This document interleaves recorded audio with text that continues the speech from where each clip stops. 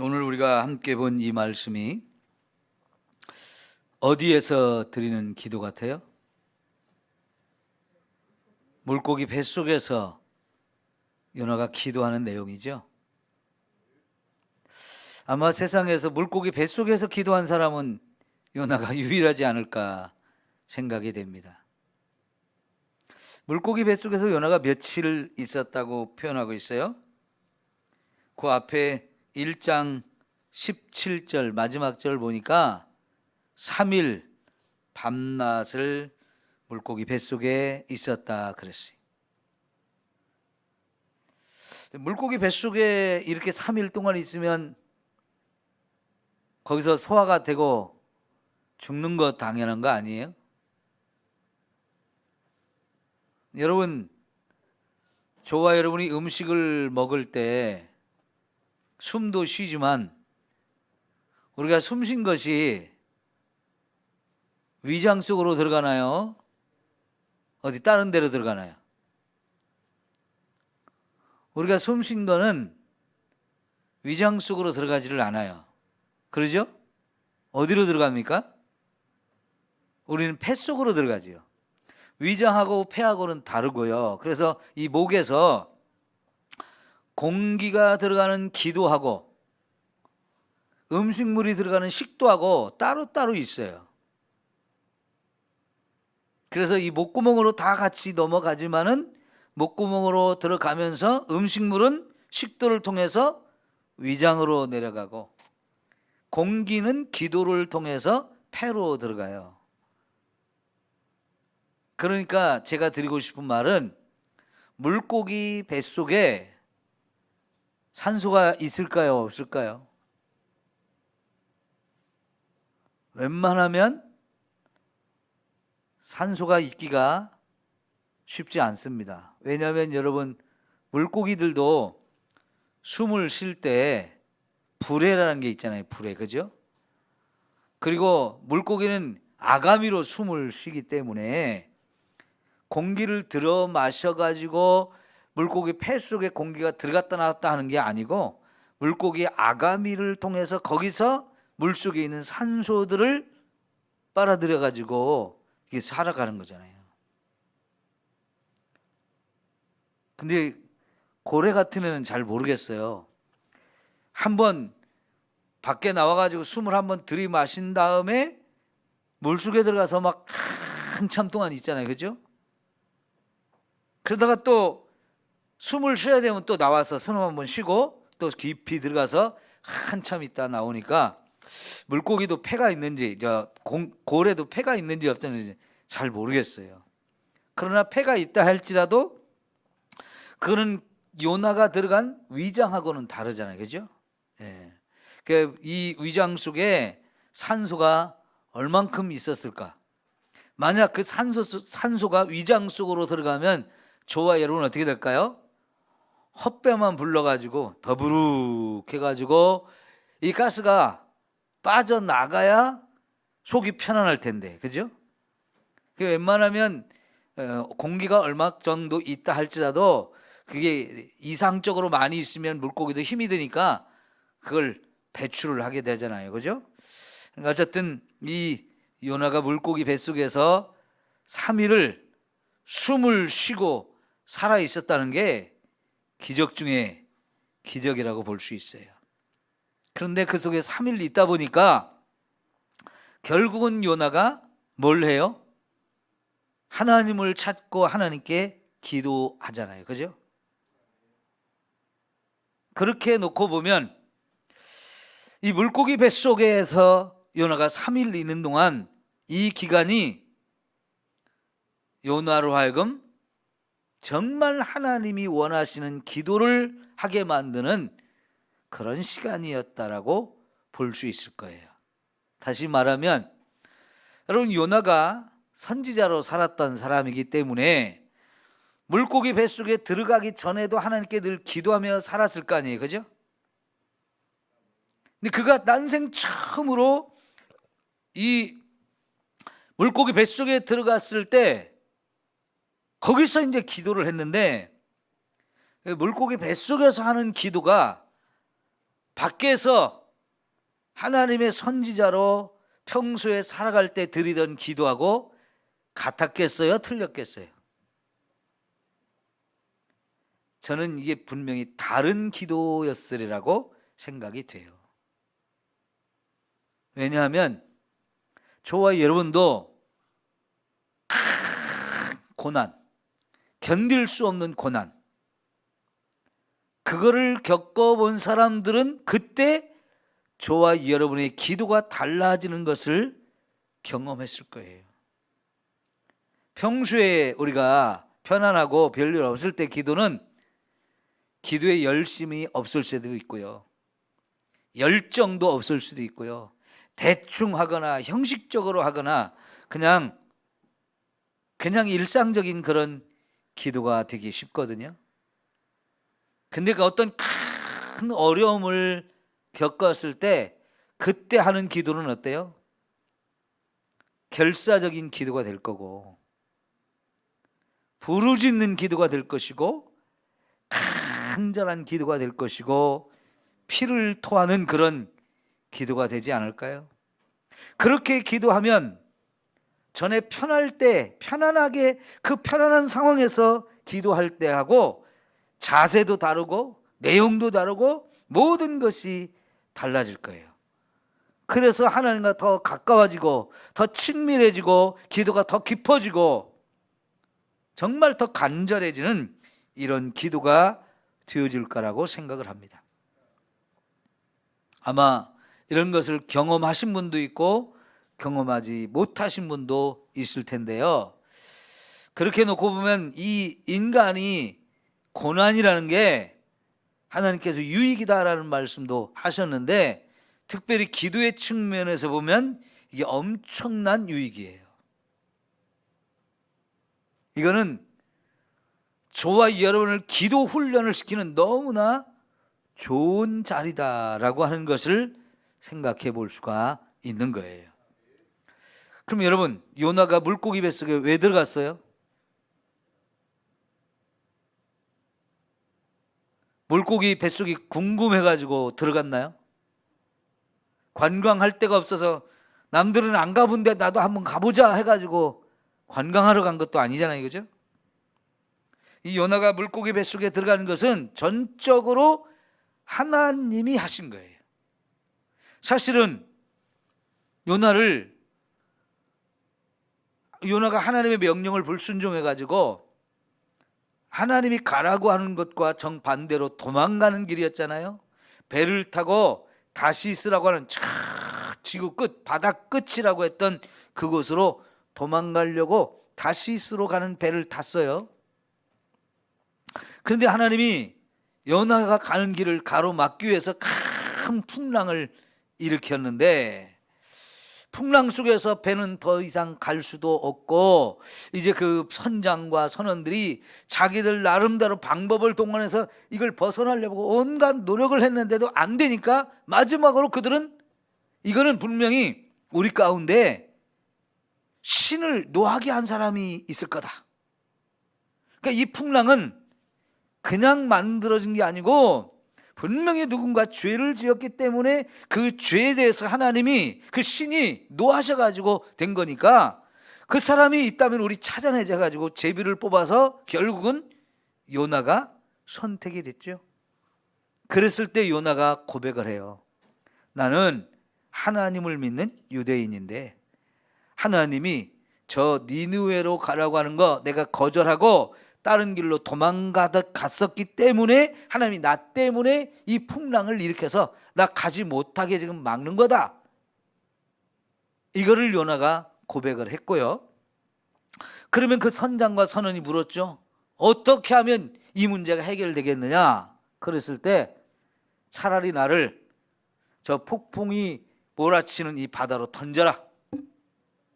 그러면 여러분은 살 것이다 라고 해서 어쩔 수 없이 이제 요나를 그 폭풍이 있는 바다로 던졌죠. 요나가 그렇게 되어질 때 죽을 거라고 생각을 했어요. 그러죠? 그런데 생각지도 않게 큰 물고기를 하나님이 준비해가지고 바닷속에 딱 던지자마자 요나를 꿀꺽 꿀꺽 삼키게 해가지고 요나가 물고기 뱃속에 들어갔단 말이죠. 그러니까 여러분, 이 물고기 뱃속에 들어가는 것은 누가 한 거라고요? 하나님이 하신 거예요. 그 물고기 뱃속에 들어가면 큰 풍랑이 있는 바다에 던져졌을 때와 별로 차이가 없이 죽어야 마땅하잖아요. 그죠? 그런데 안 죽었어요. 누가 죽지 않게 한 거예요? 하나님이에요. 그러니까 물고기 뱃속에 집어넣은 것도 하나님이고 그 속에서 죽지 않게 보호하시는 것도 하나님이에요. 자, 그럼 여러분, 하나님께서 왜 요나를 물고기 뱃속에 집어넣으시고 거기서 죽지 않게 하시는 걸까요? 거기서 하나님께서 요나를 훈련시키고 깨닫게 할 중요한 내용이 있었기 때문인 거지요. 그 훈련이 아직 안 돼서 하나님이 쓰고자 할 때 나는 아니라고, 난 못한다고 하면서 거역하고 불순종하는 이런 요나의 모습이기 때문에 그런 요나의 뻣뻣하고 불순종하고 반항적인 이런 모든 것들을 딱 깨트리고 요나로 하여금 하나님이 뭘 말씀하시는지 순종할 수 있는 사람, 뭘 하라고 하든지 순종할 수 있는 사람으로 만들기 위해서 지금 하나님이 요나를 물고기 뱃속에 집어넣고 죽지 않게 하신 거예요. 그냥 단순히 하나님이 이 요나가 말을 안 들으니까 괘씸해가지고 벌을 내리시는 거라면 풍랑이 있는 바다에 던져졌을 때 그냥 죽게 내버려둬야 돼요. 그죠? 그 풍랑이 있는 바다에 던져져서 죽을 수밖에 없는 이 상황인데 여러분, 하나님은 그때를 기다리고 준비했다가 큰 물고기로 하여금 싹 삼키게 하고 물고기 뱃속에 딱 집어넣었는데 거기서도 3일이 지나도록 죽지 않게 하신 것이 하나님이란 말이죠. 그러면 거기는 분명히 왜 하나님이 물고기 뱃속에 집어넣고 3일이 지나도 죽지 않게 하시는가? 여기는 하나님의 큰 계획과 뜻이 있는 거예요. 그럼 여러분, 믿음의 사람이라면 그가 하나님께 순종하든 불순종하든 간에 이런 상황에서는 뭘 깨달아요? 지금 이것은 하나님이 하시는 일이구나. 나를 큰 풍랑 가운데서 던져져 가지고 죽을 수밖에 없는데 물고기가 삼키게 하고 그 물고기 뱃속에 내가 들어왔는데 지금 3일이 돼도 죽지 않게 하는 것은 분명히 이 모든 일을 주관하는 하나님이 계시다. 그리고 하나님이 이렇게 하실 때는 뭔가 나를 통해서 나에게 말씀하고 깨닫게 하려고 하는 게 있구나. 이것을 우리가 깨달아야 된다 하는 거지요. 이게 적어도 믿음을 가진 사람들의 모습이에요. 이런 상황 속에서 깨닫지 못하면 어떻게 해요? 어제 새벽에 우리가 봤죠. 사람은 존귀하지만 깨닫지 못하면 어떻게 된다고요? 멸망을 당할 짐승과 같다. 짐승하고 별로 다르지 못하다는 거예요. 사람이 사람인 것은 깨닫기 때문이라는 거죠. 사람이 존귀하게 살 수 있는 것은 깨닫는 능력이 있기 때문에 짐승과는 달리 깨달음 속에서 스스로가 존귀한 삶을 살게 되어진다는 거죠. 특별히 하나님을 믿는 저와 여러분들은 그런 상황이 되면 반드시 나한테 왜 이런 일이 왜 생겼을까? 나한테 이런 일이 왜 생겼을까를 자꾸 생각해야 돼요. 근데 이거 잘못 생각하면 하나님 믿지 않는 사람이나 믿음이 있어도 믿음이 연약한 사람들은 그런 상황이 되면 뭐랄까요? 깨닫는 게 아니고 불평하고 원망하고 절망하고 포기해요. 그러죠? 요나도요, 물고기 뱃속에 3일 동안 있을 동안에 나름대로 살기 위한 방법을 찾았을 거예요. 그죠? 길을 찾아보려고 많이 애를 썼을 거예요. 그런데 여러분, 그 물고기 뱃속이라는 게 빛 하나 들어오지 않고 얼마나 깜깜했겠어요.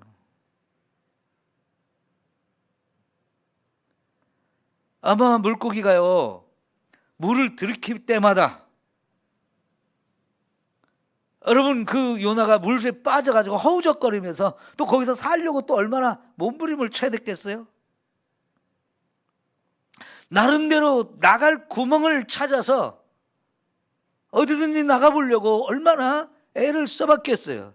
근데 3일 동안 그런 방법을 찾아서 헤매고 헤매는데 도저히 방법은 안 생기고 이제 몸은 지치고 방법은 없으니까 포기하고 절망하고 낙심하고 그럴 상황이 되었을 거예요.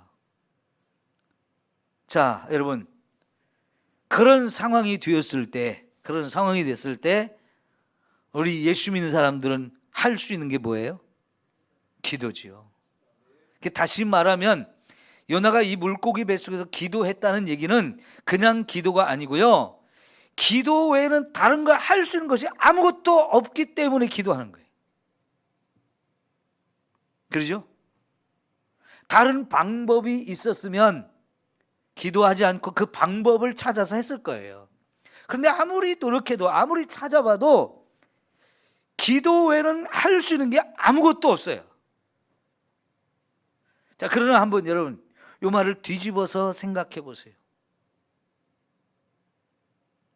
기도라도 할 수 있는 게 어디예요? 그죠? 하나님 믿는 사람들은 그때 기도도 못해요. 하나님 믿지 않는 사람들도 그런 상황이 되면 그래도 할 수 있는 게 뭐냐면 부처님, 하나님, 공자님 다 부르면서 나 좀 살려달라고 그런 정도 외침은 해요. 그렇게 하고 그런 기도가 아니죠. 그런데 우리가 믿음이 좋든 작든 우리가 하나님께 거역했든 순종했든 그래도 기도할 수 있다는 게 얼마나 감사한 거예요. 그죠? 다른 건 할 수가 없는데 기도라도 할 수 있으니 이게 정말 감사한 거 아닌가요? 네, 여러분, 그래서 여러분 예수 믿는 저와 여러분에게 하나님이 기도라는 걸 가르쳐주고 자꾸 우리에게 기도하라고 하시는 거, 이게 정말 감사한 거예요. 오늘 새벽에 우리가 봤던 말씀 중에 환난 날에 뭐 하라고 그랬어요? 벌써 잊어버리셨나 봐. 환난 날에 나를 부르라. 내가 너를 건지리니 네가 나를 영화롭게 하리라 그랬어요. 여러분, 우리 예수 믿는 사람들은 이 환난을 만나도 내가 어떻게 할 수 없는, 나에게는 방법도 없고 길이 보이지 않는 그 캄캄한 어둠 속에서 어떻게 해야 될지 답답하고 사광이 꽉 막혀가지고 아무것도 할 수 없는데 기도할 수 있다는 거, 에? 이게 얼마나 감사한 거예요. 이거 예수 믿는 사람들이 이 기도는 정말 큰 특권이고 은혜이고 축복인 줄 믿습니다. 우리 기도할 수 있는데 왜 걱정하십니까? 기도하면서 왜 염려하십니까? 주님 앞에 무릎 꿇고 간구해 보세요. 마음을 정결하게 뜻을 다하여 그래요, 여러분. 기도할 수 있다는 게 정말 감사한 거예요. 기도밖에 할 것이 없는 게 사실은 감사한 거예요. 다른 어떤 수단과 방법을 찾아서 해봐야 그거 별거 아닙니다. 왜냐하면 요나같이 이렇게 하나님께서 그를 물고기 뱃속에 집어넣은 그분이 하나님이시라면 그런 상황 속에 하나님이 저와 여러분을 집어넣으셔서 고난을 겪게 하고 정말 힘들고 어렵게 했을 때는 아무리 우리가 힘을 다해서 노력을 해도 길이 열릴 수가 없어요. 그 시간에 하나님이 원하시는 건 뭐예요? 저와 여러분을 하여금 하나님을 찾고 기도하라고 만들어 놓은 상황이에요. 그러면 사실은 그 상황 속에서 기도밖에는 답이 없는 거지요. 그러죠? 기도할 수 있다는 게 그 시간이 감사한 거예요. 그러니까 믿음으로 생각하지 않을 때는 다른 방법이 없다는 것 때문에 절망하고, 그것 때문에 낙심하고, 그것 때문에 포기하고, 이제는 방법이 없어, 이제 틀렸어, 그럴 텐데 여러분, 이런 상황에서는 난 기도밖에 할 수가 없다. 오히려 그 시간이, 그 순간이, 그 상황이 얼마나 감사한 거예요. 하나님이 원하시는 것은 그 시간에 정말 하나님을 찾고 기도하기를 원하시는 건데, 드디어 이렇게도 안 되고 저렇게도 안 되고, 그러니까 결국은 하나님, 나 도저히 방법 없어요. 하나님이 도와주셔야 돼요. 그래서 하나님을 찾게 되는 거, 그게 우리의 살 길이 열리는 것이고, 그게 저와 여러분을 하나님이 새롭게 만드시고 변화시키는 엄청난 은혜인 줄 믿습니다. 그러니까 오늘 아침의 말씀처럼 환난 날에 나를 부르라 하셨을 때, 그 환난은 저와 여러분이 잘못해서 환난 가운데 있을 수도 있는 거고요. 아니, 사실은 그 환난은 하나님께서 저와 여러분을 그 환난 가운데 집어넣으셨기 때문에 당하는 환난이에요. 왜요? 기도하라고.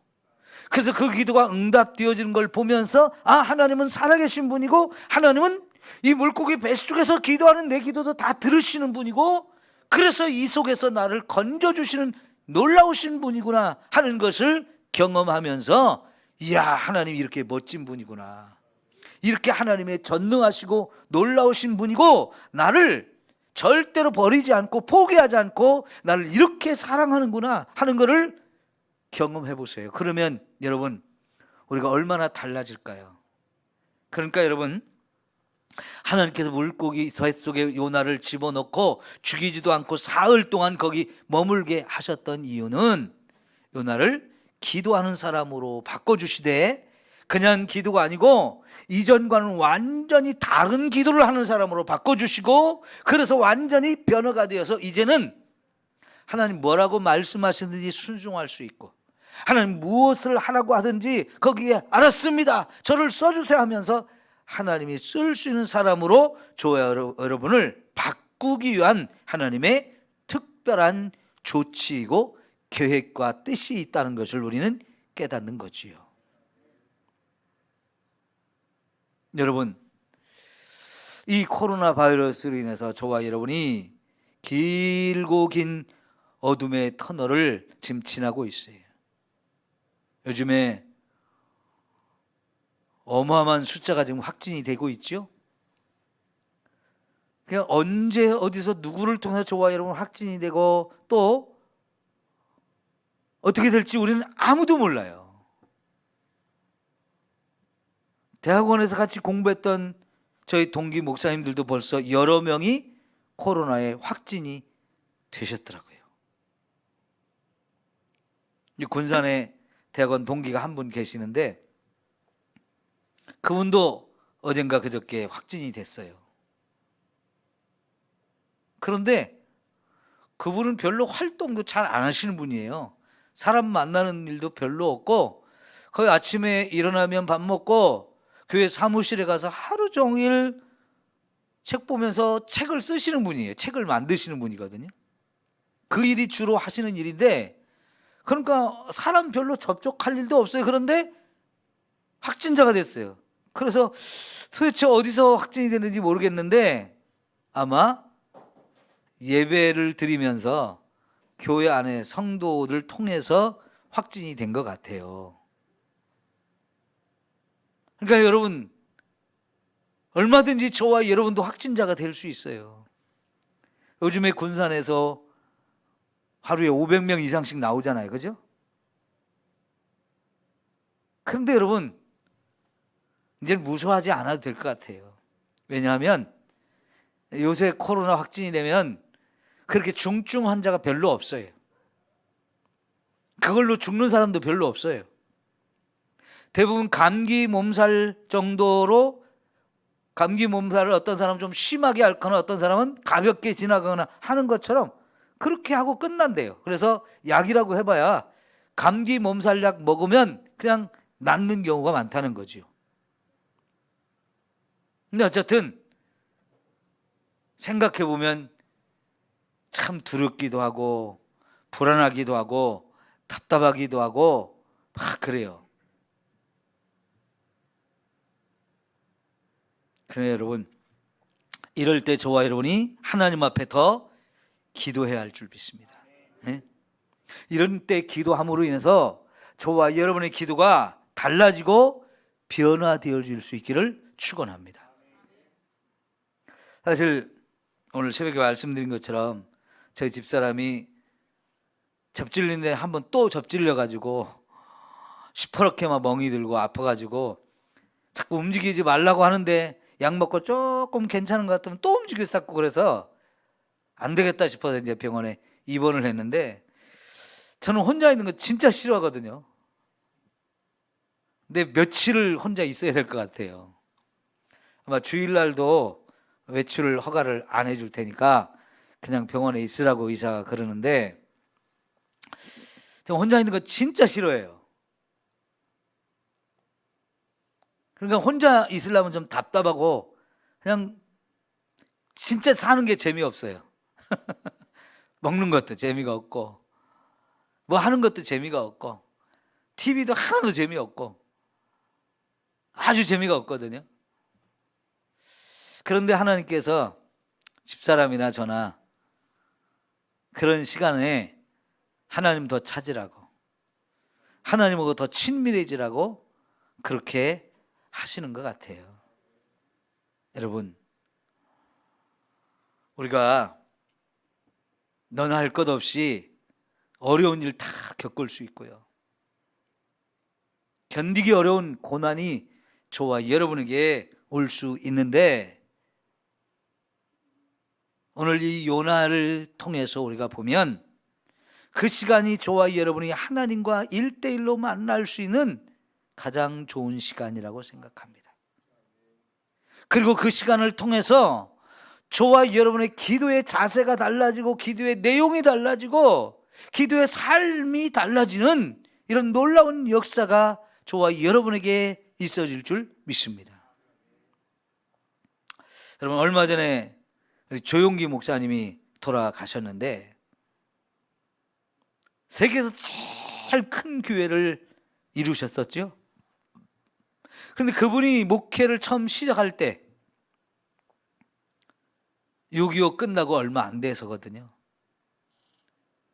그것도 서울에 서대문, 그 당시는 서대문구라고 했는데 대조동이라고 하는 동네가요, 서울에서도 참 가난한 사람들이 사는 동네였다는 거예요.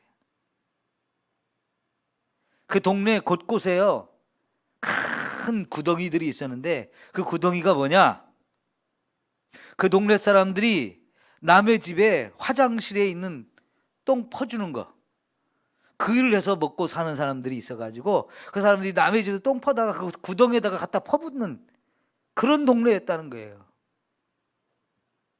그 당시만 해도요 서울에 수색식 화장실이 있을 수가 없었잖아요. 그게 다 재래식 화장실인데 이게 차면 퍼내야 되는데 서울에서 그 퍼갈 데가 어디 있어요. 저 변두리에 정말 그때만 해도 그런 변두리는 사람이 많이 안 사는 곳이니까 군데군데 동네 군데군데 구덩이를 크게 파놓고 그 동네 사람들이 남의 집에 가서 그걸 퍼다가 거기다가 퍼부어서 그걸로 먹고 사는 그런 지경인데, 그 동네에다가 교회를 개척했는데 왜 그랬을까요? 돈이 없으니까. 이 목사님도 돈이 없고 동네 사람들도 돈이 없고 목사님도 폐병이 걸려가지고 막 이제 기도를 통해서 치료받고 하나님의 열정, 그 하나님의 은혜 이게 막 충만하니까 하여간 목회를 하려고 천막치고 가만히 깔고 그리고 개척을 했는데 자기도 먹을 게 없으니 동네 사람들도 먹을 것도 없고 병이 들어도 약도 없고 병원에 갈 돈도 없고 그런 지역에서 그렇게 개척을 했는데 아마 간증을 여러분 많이 들었을 거예요. 병이 들어서 고통받고 있는 사람, 먹을 것이 없어서 굶고 있는 사람들한테 예수 믿고 천국 가자고, 예수 믿으면 복 받는다고 그러니까는 예수 믿고 복 받은 꼴이 그 모양이냐고.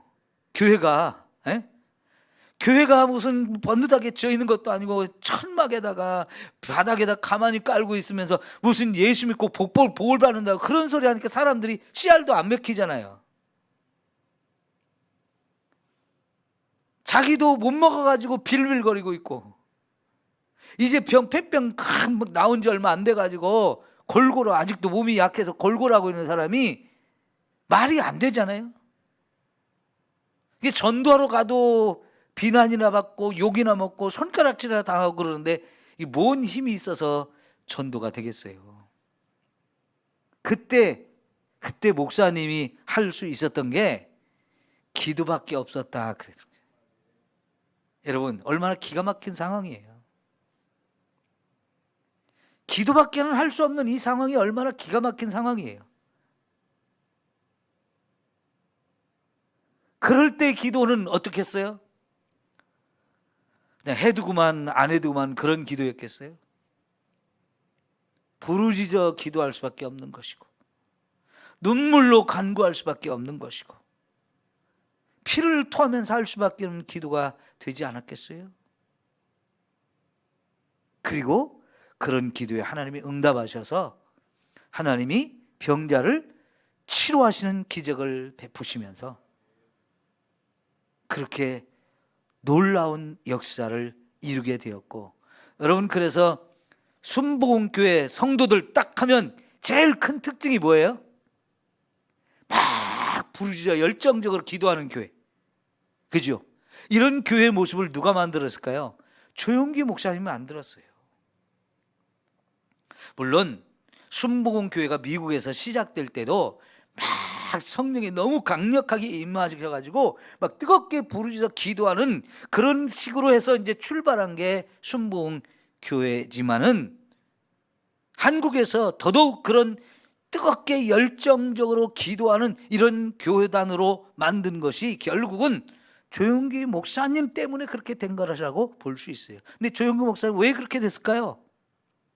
너무나 절박한 상황, 너무나 힘들고 어려운 상황, 방법이 보이지 않고 길이 보이지 않고 정말 모든 것이 다 막혀가지고 아무것도 할 수가 없는 상황이 되니까 결국은 하나님께 기도할 수밖에 없는 그런 너무너무 힘든 상황이다 본데, 그런 상황 속에서 기도하니까 그 기도는 정말로 절박할 수밖에 없고 간절할 수밖에 없고 막 부르짖을 수밖에 없는 기도였는데, 그게 놀라운 기적을 만들어냈다는 거죠. 여러분, 이 요나의 기도는 바로 그런 기도예요. 자, 여러분 2장 1절을 한번 잠깐 볼까요? 요나가 2절이네요. 요나가 물고기 뱃속에서 그의 하나님 여호와께 기도하여 이르되, 뭐라고 그랬어요? 내가 받는 고난으로 말미암아 여호와께 불러 아뢰었더니, 이 고난 때문에 결국은 하나님께 기도하게 되더라는 거죠. 이 고난 속에 하나님이 요나를 집어넣어서 너 기도하지 않으면 안 돼, 기도하게 만들었기 때문에 결국은 이 고난 속에서 요나는 방법이 없으니까 결국은 하나님을 찾게 만들었던 거죠. 여러분, 그래서 때로는 고난이 저와 여러분에게 유익이 되는 거예요. 그 속에서 다른 방법이 없고 오직 기도밖에는 할 게 없으니까 결국은 하나님을 찾게 됐고, 그 기도로 말미암아 하나님이 응답하시니까 그의 삶이 구원을 받고 그의 인생이 변화가 되어지는 이 놀라운 역사가 일어났던 거지요. 여러분, 한마디로 이 물고기 뱃속에서의 기도는 기도가 바뀌어지는 거예요. 이전의 기도와는 완전히 달라지는 기도를 했어요. 그러니까 기도가 달라지니까 그 다음에는 생각이 달라져요. 생각이 달라지니까 그 다음에는 보이는 게 달라지고 행동하는 게 달라지고요. 세상이 달라 보이는 거예요. 그러면 그 사람의 삶도 달라지는 것이고 인생도 변화가 오게 되는 거지요. 그러니까 여러분, 저와 여러분에게도 기도가 달라지기를 축원합니다. 기도가 달라지면 생각이 달라져요. 세상이 다르게 보여요.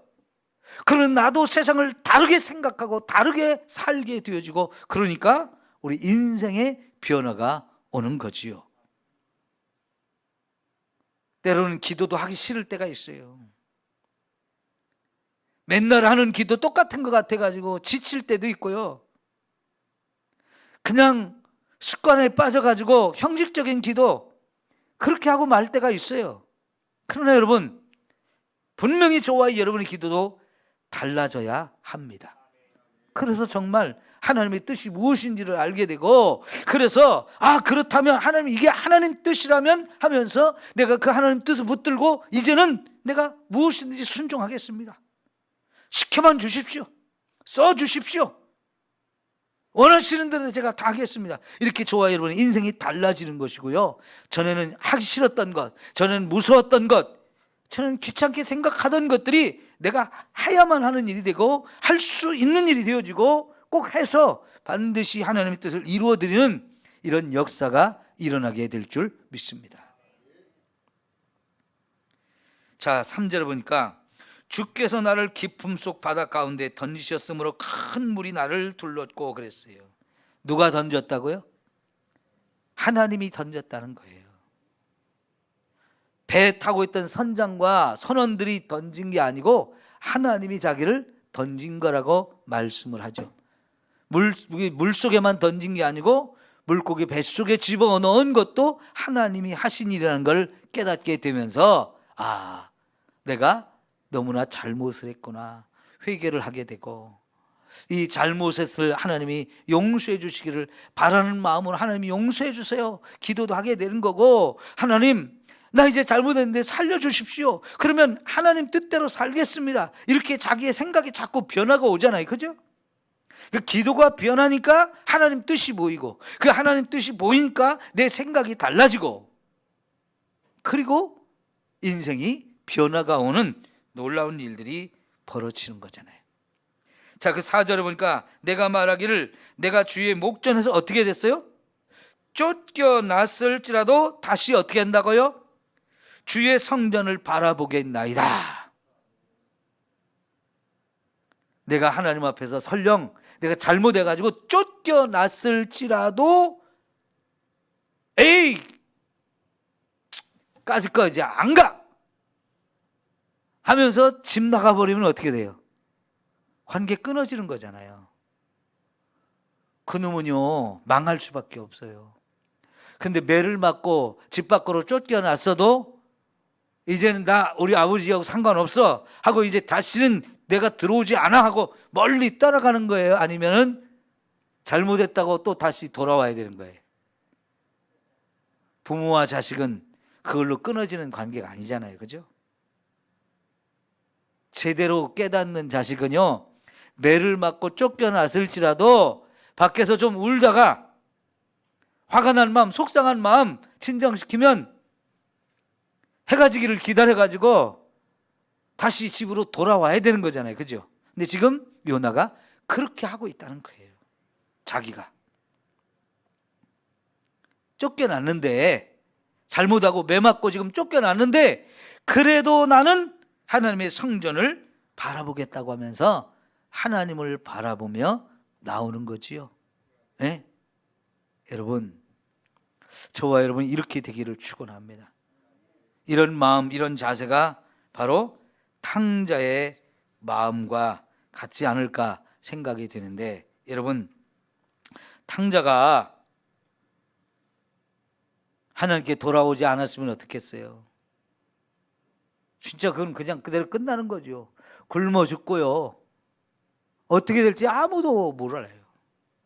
그래도 그런 상황 속에서 면목 없지만 아버지를 그리워하고요.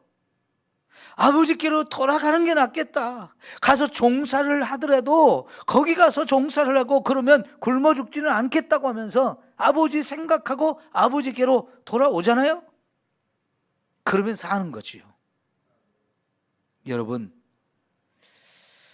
정말 힘들고 어려울 때 하나님이 저와 여러분을 버렸기 때문에 우리가 그런 고난을 당하는 걸까요? 하나님과 나의 관계가 끊어졌기 때문에 그런 고난을 당한 걸까요? 하나님이 완전히 나를 내쫓고 버리셨기 때문에 그렇게 이제 우리가 고난을 당한 걸까요? 그렇게 우리 인생은 영원히 끝나버리는 거예요? 여러분, 하나님은 저와 여러분을 포기하지 않으시는 분입니다. 하나님이 저와 여러분을 그 고난 속에서 변화시키려고 그렇게 하시는 거지요. 그러니까 우리는 거기서 하나님을 바라봐야 돼요. 그 하나님을 바라보는 자세가 바로 기도하는 것이고요. 기도하면 하나님이 저와 여러분을 다시 새롭게 변화시키심으로 놀라운 은혜가 저와 여러분에게 임할 줄 믿습니다. 성경에 보면 아브라함도 그런 과정을 겪었고요. 모세도 그런 과정을 거쳤고 다윗도 그런 과정을 거쳤어요. 아브라함이 하나님의 말씀에 순종해서 가나안 땅에 들어갔는데 왜 그 해에 흉년이 들은 거예요? 에? 하나님 말씀에 순종해서 가나안 땅까지 갔는데 어렵게 결단하고 많은 걸 포기하고 정말 하나님 한 번만 의지하고 갔는데 왜 그렇게 큰 흉년이 그 땅에 임해가지고 살 수 없게 되어지는 겁니까? 그걸 통해서 하나님이 어떤 분인지를 깨닫게 하시고요. 하나님은 이 가나안 땅에만 계시는 분이 아니고 애굽에도 계시는 분이고 하나님은 어디서나 우리를 보호하시고 지키시는 분이라는 거, 얼마든지 우리를 축복할 수 있는 분이라는 거, 하나님을 새롭게 만나고 하나님을 새롭게 경험할 수 있게 해주심으로 인해서 아브라함이 진짜 믿음으로 살게 하고 그 믿음에 자기의 모든 것을 다 맡기고 살아갈 수 있는 인생으로 변화되면서 진짜 큰 믿음의 사람, 이제 정말 하나님이 원하는 일을 이룰 수 있는 사람으로 변화되죠. 그 고난을 겪었기 때문에 이렇게 되어지는 거잖아요. 여러분, 모세도 얼마나 능력이 많은 사람이었어요? 근데 하나님이 쓰시기에는 그의 능력이 너무 많아서 문제였어요. 너무 넘쳐서 문제라고요.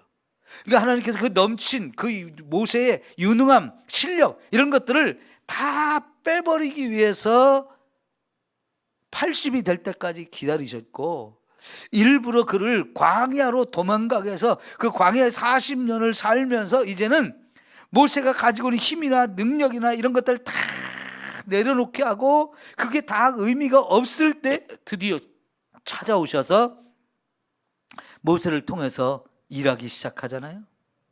40년간의 이 모세의 광야 생활은 정말 하나님께서 그를 훈련하는 훈련의 시간이었어요. 변화시키는 시간이었어요.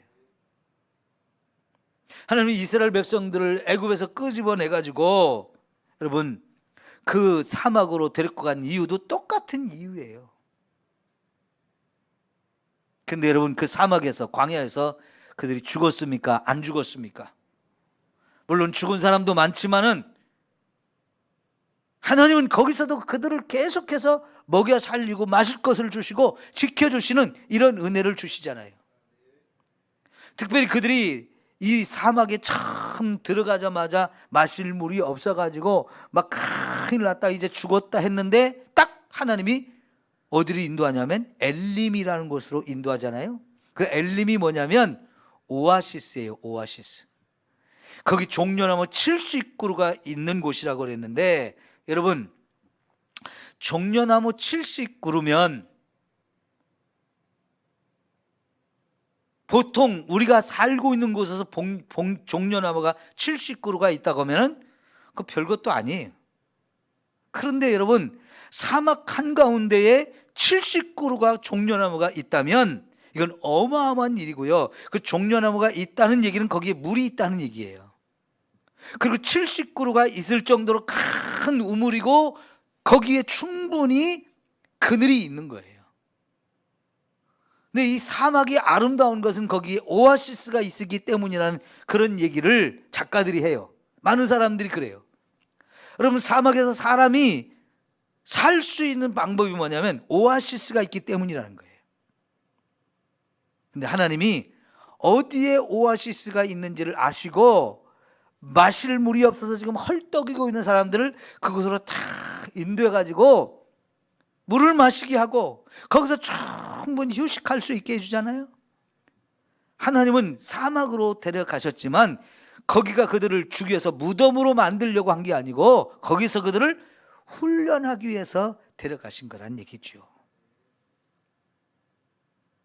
여러분, 다윗도 왕이 되기 전에 10여 년을 그렇게 고난의 시간을 거치면서 많은 기도를 하게 되어지고 하나님을 수없이 만나고 경험하고 변화되고 체험하면서 그가 하나님 보시기에 아름다운 인생으로 바뀌어진 것을 우리는 볼 수 있어요. 여러분, 하나님이 저와 여러분을 잊으시는 분이 아니십니다. 하나님이 저와 여러분을 포기하시는 것도 아니십니다. 하나님이 우리를 그냥 내버려 두시고 네 마음대로 해 하시는 분이 아니셔요. 우리가 고난이 올 때는 분명히 하나님의 뜻이 있고 계획이 있고요, 그걸 통해서 저와 여러분을 깨닫게 하고 그걸 통해 저와 여러분을 변화시키는 이런 과정이, 그게 바로 고난의 시간인데, 특별히 그 시간에 저와 여러분이 하나님 앞에 기도하게 만들어서 하나님의 은혜를 체험하게 하고 저와 여러분이 변화되어서 하나님이 얼마든지 저와 여러분을 통해서 일하고 싶은 그런 계획과 뜻이 있기 때문에 하나님이 저와 여러분을 고난 속에 넣으시는 거지. 이 요나서 2장의 요나의 기도는 특별한 기도입니다. 이 세상의 유일한 기도예요. 물고기 뱃속에서 드리는 기도, 요나만 경험했던 그런 특별한 기도인데요, 이 기도를 통해서 요나가 완전히 새로워진 사람이 되고 그가 완전히 변화되어서 하나님의 뜻을 이룰 수 있는 사람으로 달라지는데, 거기에 기도가 있었다는 것. 변화된 기도, 달라지는 기도, 하나님과 더 친밀해지고 더 가까워지는 기도, 하나님의 뜻이 무엇인지를 배우고 그 뜻을 위해서 이제 나를 얼마든지 들을 수 있는 사람으로 변화되어지는 이런 놀라운 기도가 있음으로 인해서 그의 인생도 변화되어지고 하나님도 이제 마음껏 그를 통해서 일할 수 있는 그런 상태가 되어졌던 거지요. 여러분, 오늘 밤에도 저와 여러분이 기도할 때 기도가 달라지기를 축원합니다. 네? 달라진 기도가 되면 저와 여러분의 삶도 달라져요. 하나님의 역사가 또한 새롭게 우리에게 체험되어지고 경험되어질 줄 믿습니다. 기도합니다.